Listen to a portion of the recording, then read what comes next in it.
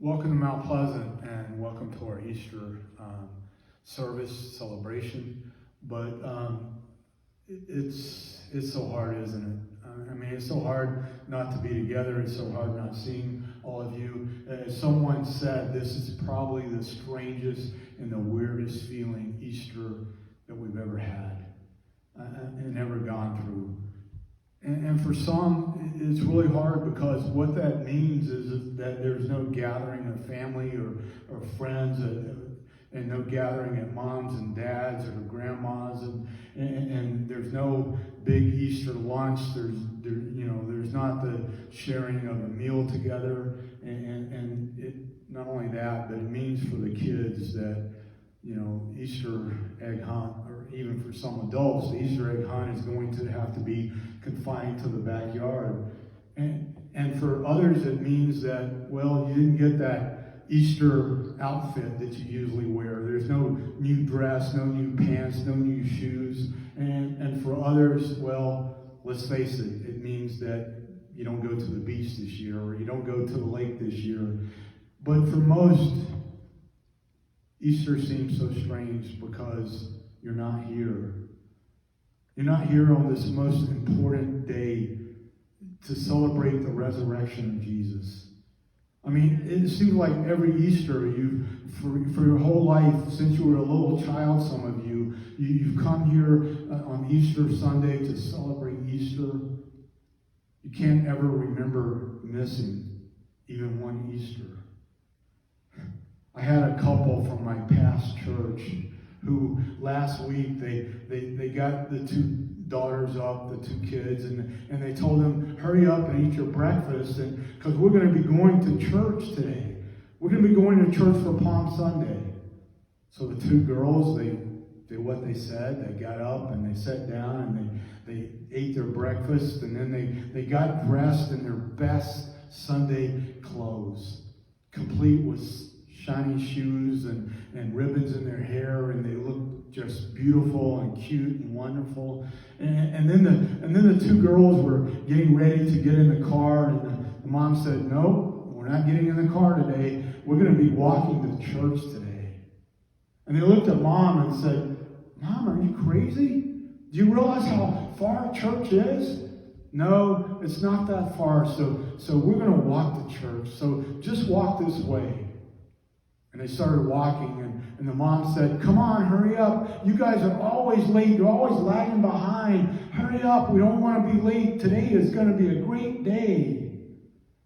"Mom, all we're doing is walking around in the yard. Where are we going? Come on, just follow me. Go this way. Come through the door." "Mom, this is our house." "I know, but we're going to church, so just sit down on the couch and we're going to have church, and grab your palm branches and let's celebrate." And she went over and turned on the TV, and the kids looked at each other and said, "Mom, you're nuts." Easter is different this year, isn't it? But I'm glad that someone kind of put it together when they said, we are separate, but yet we are together as a family. And as we come to Easter, especially this Sunday, we're probably a lot like Mary was on that first Easter Sunday. We're all kind of in the dark, aren't we? Because she came there on that Easter Sunday, and she didn't know what to expect either. Mary had this preconceived notion, thinking that what she had seen, what she had experienced would always be the norm. It would always be that way. And the world would always be that way. And nothing would ever really change in her life. That everything in her life would be predictable. That was what she thought and what she seemed.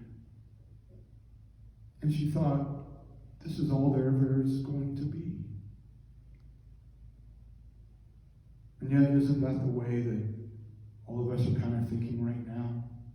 As we sit on our couches or sit in our recliners and trying to celebrate this Easter. We're wondering, as we look out our windows, Is this all there ever is going to be? I mean, is this all in life that there ever will be?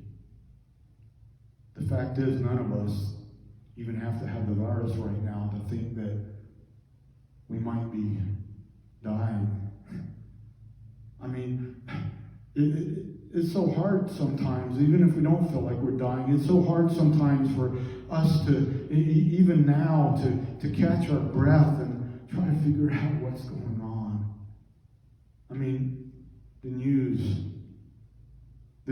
is saying, hopefully, that right now we're at the peak of the virus and things are going to get better and death is declining and people having the virus is declining and life soon will not only be better but hopefully get back to normal, whatever normal will be. I mean, that's what we've been told and that's what we've been promised. So yeah, we come today a lot like Mary, don't we? I mean, we come today and we have, all of us have this hope and we hope to understand, and yet it's so hard. And not only is it hard to understand, but it's hard to comprehend. Especially right now when the whole world seems to be turned upside down and you find yourself just like Mary, standing in the dark on this Easter. And there's this feeling of, well, being lost. Because everything in life that you loved and you wanted and you desired, it all seems to be gone right now. I mean, it's true, isn't it? Of all the Easters, this is the one where I can't remember a time when we weren't more like Mary than any other time right now. Because we've come to this Easter and we wonder who has taken away everything that we have loved. Who has come into our life and robbed us of our dreams and our passions and our ambitions and our wants and our desires? I mean, if what we know is not dead and buried, even then it's going to be hard to find it all over again, isn't it? Especially when we don't know exactly where it is and we can't remember. We can't even remember the last place we saw it. Much less try to figure out how we're going to find it. How we're going to get back what we feel like we've lost. I want to read to you as Jesus appears to Magdalene on that first Easter. John writes and he says, Mary was standing outside the tomb crying. And as she wept, she stooped and looked in. She saw two white-robed angels, one sitting at the head and the other at the foot of the place where the body of Jesus had been lying. Dear woman, why are you crying? The angels asked her. Because they have taken away my Lord, she replied. And I don't know where they've put him. She turned to leave and saw someone standing there. It was Jesus, but she didn't recognize him. Dear woman, why are you crying? Jesus asked. Who are you looking for? She thought he was the gardener. Sir, she said, if you've taken him away, please let me know where you put him, and I will go and get him. Mary, Jesus said. She turned to him and cried out, Rabboni, which in Hebrew means teacher. And then Jesus said, don't cling to me, for I haven't yet ascended to the Father. But go find my brothers and tell them, I'm ascending to my Father and your Father, to your God and my God. Mary Magdalene found the disciples and told them, I have seen the Lord. Then she gave them this message. Mary Magdalene came to the tomb because she loved Jesus so much. Just like many of us love Jesus. And why not? Jesus had done so much for her in her life. I mean, Jesus had cast out demons. Not just the ones that were in her life, but the ones that were in her. That controlled her life. The thing is, we all know, no one has to have demons in their lives to come here on Easter and cry out, looking for Jesus, wondering where he is. Like I said, this Easter is different, isn't it? I mean, before we could all come to church and we could come as a family and we could feed off of one another and we could be excited and celebrate and praise God and praise Jesus and look at all the children and look at everything, and there would be joy and happiness and gratefulness and thankfulness. We could have all of that, even in the midst of the fear and the doubt and the anxiety.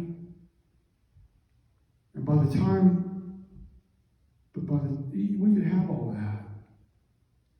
But something changed in the midst of it. I mean, even in the fear and the doubt, there would be this, by the time we left, there would be this feeling of everything being different. I mean, all of a sudden, the fear that we had was replaced with peace, and not knowing was replaced with hope, and not even feeling like we live was replaced with knowing that there's going to be another day and with expectations. Kind of knowing what to expect. And yet this Easter, we're a lot like Mary. I mean, not only is this feeling of being isolated, but there's this feeling of being all alone, wondering, what is it? What's it going to be like once we do get there? What's it going to be like tomorrow when what has happened in the past is so terrible? I mean, if we watch the news about this week's events, even on this Easter, it seems a little overwhelming, doesn't it? Because we too, like I said, no matter what, we find ourselves a lot like Mary, not only physically, but spiritually and emotionally as well, because we're somewhere in between the fear and the doubt and being afraid. There's this faith that we have. And yet there's this question that still lingers from Friday. Why, God? Why? I mean, we watch our TVs and we see the number and we see the statistic and we wonder, why, God? I mean, we realize they weren't just a number. They're not just something on the screen, but they were human beings. Besides that, the stories that we hear. I mean, come on, God. No one's supposed to die alone. Not here. Not now. So like Mary, we come to this Easter and we feel like we need to do something. Somehow we need to get up off our couch and we need to go out the door and we need to fix the mess that the world is in. What we've seen and what we know. And yet we feel so helpless, don't we? I mean, all we can do is stand in the dark. We're standing there with our oils and our spices, and we're hoping and wanting to fix things, not only that has been damaged and been tortured and been almost mutilated, but also what we know has been broken and what we know has died and even been buried. We want to fix it because isn't that what you do when you've lost something that you love so much and someone's taken away everything? And yet, somehow we're afraid because what we knew, we're not even sure about. I mean, it doesn't even seem real right now. I mean, it seems especially like this Easter, somebody has stolen Jesus and taken him away from us. And yet in the panic of it all we can think of is how Jesus and us, I mean, aren't we supposed to be in some other place? Aren't we supposed to be where it's safe and secure and we know we can find him? And not only find Jesus, but find ourselves as well right now. And yet all we know is the world has been turned upside down. And all we know is no matter how much spices or how much oil we have, we can't fix it. And we're wondering, even if we do go there, is the world going to be the same? Because we know once we get there, it's not going to be what we expect. And yet, that's the good news of Easter, my friends. Let me read to you again. Dear woman, why are you crying? Jesus asked her. Who are you looking for? She thought he was the gardener. Sir, she said, if you have taken him away, tell me where you put him, and I will go and get him. Mary, Jesus said. Teacher.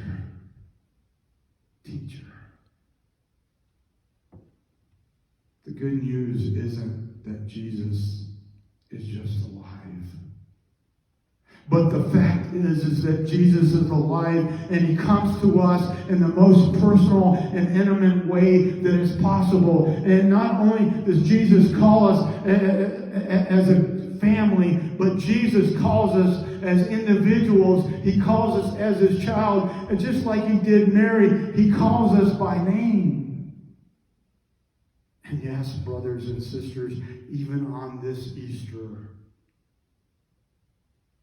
when we are all alone, that is the good news. Because just like it was with Mary, sometimes what has happened in the world seems to be so outlandish that in the midst of it all, we too have a hard time, don't we, recognizing Jesus. Even when he does appear to us in our lives. And the reason is because he doesn't usually come to us in the way that we've always been taught, in the way that we always think he should. I mean, it's nothing like the stained glass Jesus. I mean, the reality is that Jesus doesn't even look like the Jesus that we placed in the tomb, thinking that he was dead. But no, Jesus comes to us like someone more mixed into the aspects and the struggles and the things that go on in life. In fact, Jesus looks more human than we thought he would. And yet being human is the pain, isn't it? Being human is the suffering. Being human is the fear and the doubt that sometimes leaves us holding on to something, and yet there's this emptiness inside because we're trying to hold on to all the things that the world can give us. And even though we're holding on, there's this emptiness inside, isn't there? So even with the fear and even with the doubt, Easter means that the little faith that we do have, folks, that's the good news of Easter as well. Because just like it was with Mary, that is what was closed, what was sealed, what was buried. And God takes it and he opens it. And God acts.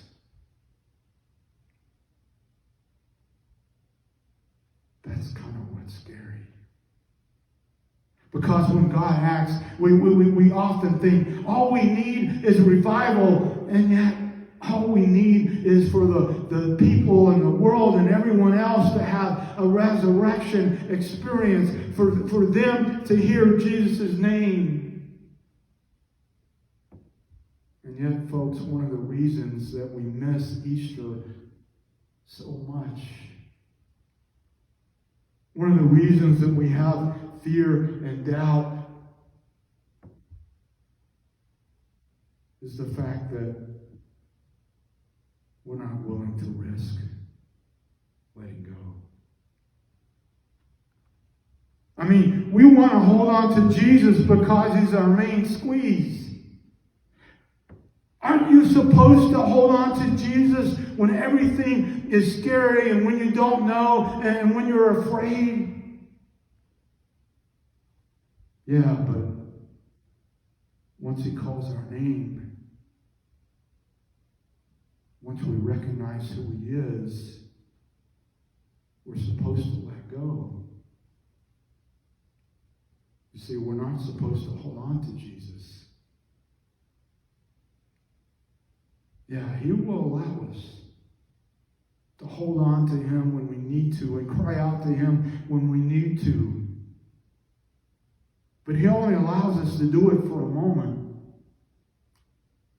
Because you see, he's asked us not to hold on to him. And the reason is simple.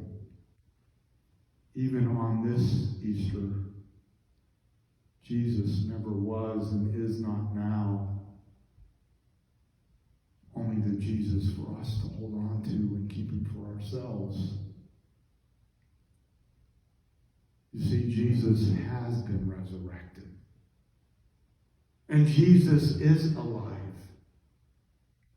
And yet some more good news is the fact that you who recognize Jesus, you recognize who Jesus is. Once you do that, the resurrection changes everything. Not only does it change who you see Jesus as, but guess what? The resurrection changes who we are as well. Not just the resurrection of the church, not just the resurrection of the community, not just the resurrection of our family either, not even the resurrection of our loved ones, but it's the resurrection of us. It's the resurrection that we can come to this place. Even separate. We can come to the tomb. We can come to Easter morning and realize, absolutely, just as the angel told us, there is nothing to be afraid of. Because not only has every demon and every enemy and every situation and circumstance that the world can throw at us, it's all been defeated. instead of it living, it died. And Jesus is resurrected, and we are resurrected as well. Because, my friends, Easter tells us and screams out and cries out, not only has God won, but you and I have won as well. Because even though you or I might not have the courage and faith to really let go of Jesus, and even when we do, guess what? Jesus never lets go of us. You see, the power that raised Jesus raises us. The very power that healed Jesus' wounds, the very power that took Jesus from what everyone would say is total death and destruction, was raised up. And yes, he had the scars. The scars never went away, but he was fully alive. You see, the very love and compassion of God that penetrated the darkest moments and the broken heart on that Easter morning, no matter what's outside our window, no matter what it is that we're trying to hold on to, if we just let go, God will penetrate our hearts as well. For the very voice that called Jesus to rise up, the very voice that blew back life into Jesus' dead body, can blow life into our dead self as well. And calls us by name to rise up as well. John chapter 1, verses 1 through 10 says this. Verse 10 through 13 says this. He came into the very world, speaking of Jesus. He created, but the world didn't recognize him. He came to his own people, and even they rejected him. But all who believed him and accepted him gave the right to become children of God. They are reborn, not with a physical birth resulting from human passion or plan, but a birth that comes from God. In closing out this Easter message, whether we are together at church or separate in our own homes, we can celebrate Easter. Not only because Jesus was resurrected, and not only because we can hold on to Jesus and somehow make him our main squeeze, but the fact is, even on this Easter, we can come to Jesus no matter how many times we can come. And we too can die to Christ. And yet, there will always be something that we will live through. There will always be something worth holding on to.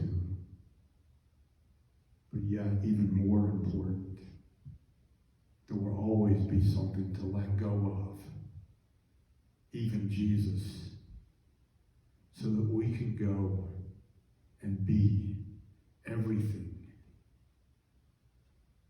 that Jesus called us to be and to become by name. Let's pray. Lord, help us to believe past what we see. Help us to believe past what we feel.